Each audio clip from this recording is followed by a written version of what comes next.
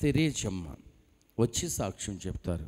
మరి కలరాయనగూడెం తెరేజమ్మ గారు వచ్చి సాక్ష్యం చెప్తారు. కలరాయనగూడెం చాలా గొప్ప సాక్ష్యం. Praise the lord. కలరాయనగూడెం నుంచి వస్తారు ఇక్కడికి 40 కిలోమీటర్ల దూరం నుండి. మరి కలరాయనగూడెం నుంచి అమ్మవాళ్ళు వస్తారు, చాలా దూరం. మరి ప్రయాణాలు అంటే బస్సులో కానీ ఆటోలో కానీ వారు సొంత డబ్బులు ఖర్చు పెట్టుకుని ఎంతో ప్రయాసపడి ఇక్కడికి వస్తారు. అమ్మ మందిరానికి బయలుదేరి వస్తుండగా ప్రయాణం మధ్యలోనే ఉండగానే ఆమెకి గుండెల్లో విపరీతంగా నొప్పి వచ్చింది. మరి ప్రయాణంలో ఉంది, హాస్పిటల్కి వెళ్ళాలంటే మరి అక్కడ ఎక్కడ కూడా లేవు. హాస్పిటల్కి రావాలంటే ఏలూరే, ఇంకా మిగతా ఎక్కడైనా ఉండి అంటే ఒక ఆర్ఎంపీ డాక్టర్, చిన్న చిన్న డాక్టర్లు ఉంటారు. వాళ్ళు బస్సు ఆటో మీద బస్సు మీద వస్తూ ఉంటారు.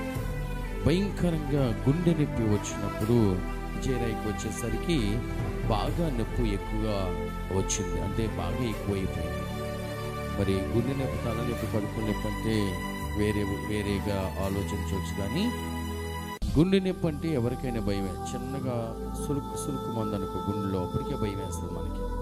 ఏంటి గుండెలో నొప్పి వస్తుంది, ఏంటంటే గుండెల్లో నొప్పి తెలియకుండా వస్తుంది, తెలియకుండానే చనిపోతుంది. మరి అలాంటి సమయంలో విపరీతంగా నొప్పి వచ్చేసి చాలా భయపడిపోయిందంట.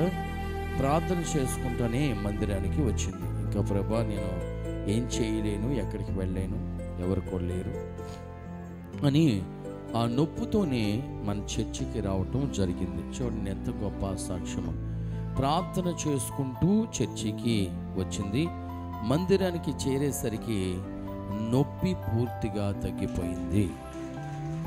దేవుడు గొప్పవాడు, మహోన్నతుడు. ఎందుకంటే నేను చాలాసార్లు వచ్చిన వాళ్ళందరికీ చెప్తాను, ఇక్కడ పరిశుద్ధాత్మ దేవుడు అద్భుతాలు చేస్తాడు. పరిశుద్ధాత్మ నాకు వారం రోజుల నుంచి, అంటే వారం రోజుల నుంచి కాదు, ఒక ఈ నెలంతా భయంకరమైన నడువు నొప్పి. నవంబర్ అంతా నేను ఇక్కడి నుంచి అక్కడికి వెళ్ళాలంటే వెళ్ళలేను, 1 కేజీ బరువు మొయ్యలేనా. పోయిన ఆదివారం బ్రదర్ రాలేదు, డీకెన్ బ్రదర్ రాకపోయేసరికి అది మౌన స్టెంట్ పట్టుకుని ఊరేగింపుతో ఇక్కడ 4 రౌండ్లు వేసినా ఎంత నొప్పిగా రాలేదో ఆ రోజు అసలు పూర్తిగా నొప్పి రాల. తర్వాత మేము వేరే చోటకు కూడా వెళ్ళిపోయాము ఆ నైట్ అంతా. మళ్ళీ నిన్న ఆరాధనకి వెళ్ళి వేరే చోటకి నిన్న పగలో పొద్దున్న బయలుదేరం వచ్చేసరికి 5:30 అయింది. ఎంత నొప్పి కూడా అక్కడ కూడా రాలేదు.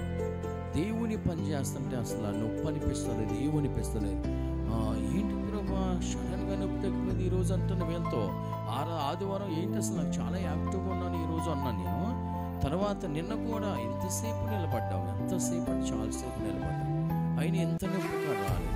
ఏంటి అంటే దేవుడు ఇక్కడ కార్యాలు చేస్తాడు, ఇక్కడ కార్యాలు చేస్తాడు. నిన్న ఆదివారం అస్సలు నాకు అలసటే లేదు. పోయినా మందసమ్మ ఇక్కడి నుంచి అక్కడికి, అక్కడి నుంచి ఇక్కడ తిప్పుతూ ఉన్నాను, అసలు కొంచెం పెయిన్ కూడా నడువు నొప్పి రాలేదు. దేవుడు ఎంత గొప్ప. అందుకని ఈ బిడ్డ దేవుని సన్నిధికి వచ్చేసరికి మరి హార్ట్లో ఉన్న నొప్పి అంతా, అంటే గుండె నొప్పి అంతా కూడా పూర్తిగా తగ్గిపోయింది.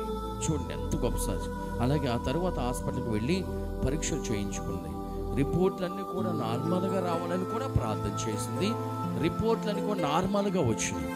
చూడండి ఇక్కడికి వచ్చిందా, తగ్గిపోయిందా. తర్వాత ఇంటికి వెళ్ళి భయం వేసి ఇప్పుడు ఇక్కడ ప్రార్థన చేసుకుని వెళ్ళి, ప్రభా నేను వెళ్తున్నాను, మళ్ళీ హాస్పిటల్కి వెళ్తాను, మరి చెకప్ చేయించుకుంటాను, ఏదైనా ఉంటే కడిగేసే ప్రభా, రిపోర్ట్లు మాత్రం నార్మల్గా రావడానికి సహాయం చేయ ప్రభా అని మరి సహోదరి ప్రార్థన చేసుకుంది.